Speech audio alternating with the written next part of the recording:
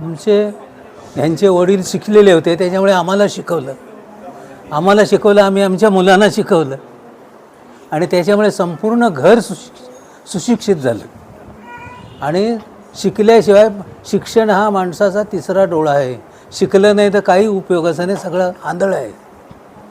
तेव्हा आम्हाला अभिमान आहे की सगळी मुलं आमची चांगल्या लेवलला शिकलेली आहे, चांगले हे झाले. एक पायलट झाला, वकील झाला, हे CA झाली, सर्व ह्याच्यामध्ये सर्व क्षेत्रामध्ये प्रगतीवर आहेत. आणि त्याला कारण म्हणजे आमचे आईवडील. त्यांनी आम्हाला शिकवलं, एवढं मोठं केलं. समजा शिकून मोठं केलं, मोठं तर आपोआप होतं, पण शिकून मोठं केलं, ज्ञान दिलं आणि त्या ज्ञानामुळे आमची मुलं शिकली. तेव्हा त्या सगळ्यांचं अभिनंदन शिकल्याबद्दल. आणि आमचं नाव त्यांनी मोठं केलं. आता आयरे गावामध्ये आमचं पाटील घराणं आहे. आमचे काका शेवटपर्यंत यांचे वडील पोलीस पाटील होते, आमचं पोलीस पाटील घराणं यायचं.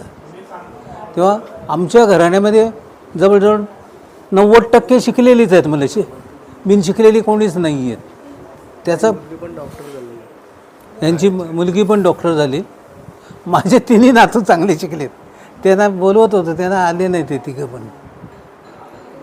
तेव्हा हे खूप मोठे होऊ दे, आमचं नाव हे करू दे, मोठं होऊ दे. आणि सुशिक्षितप्रमाणे सुसंस्कृत होणे हे अत्यंत महत्त्वाचं आहे. आणि ते सुसंस्कृत असल्यामुळे आम्ही सगळे एकत्र आहोत. नाही तर सुशिक्षित याने एकाचा तोंड तिकडे, एकाचा तोंड तिकडे असं नाही आहे. सगळे एकत्र आहोत. याला कारण आमच्यावर लादलेली संस्कृती, आमच्यावर लादलेले संस्कार तेव्हा कडक वाटायचे, पण ते आता उपयोगाला येतात.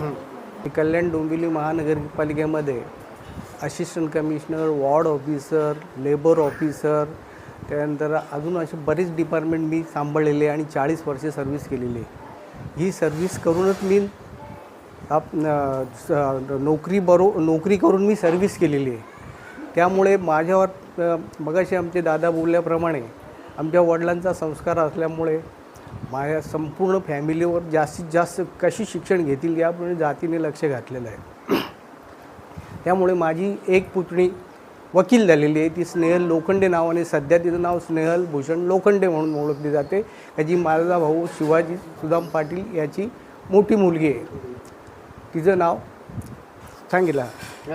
दुसरी मुलगी अश्विनी शिवाजी पाटील, तिने CS हा अभ्यासक्रम कंप्लीट केलेला आहे. अतिशय दुर्मिळ असा हा अभ्यासक्रम आहे की मला वाटतं जास्तीत जास्त 2 ते 5% रिझल्ट लागतो. अशा परिस्थितीत तिने व्यवस्थितपैकी रात्रंदिवस अभ्यास करून तो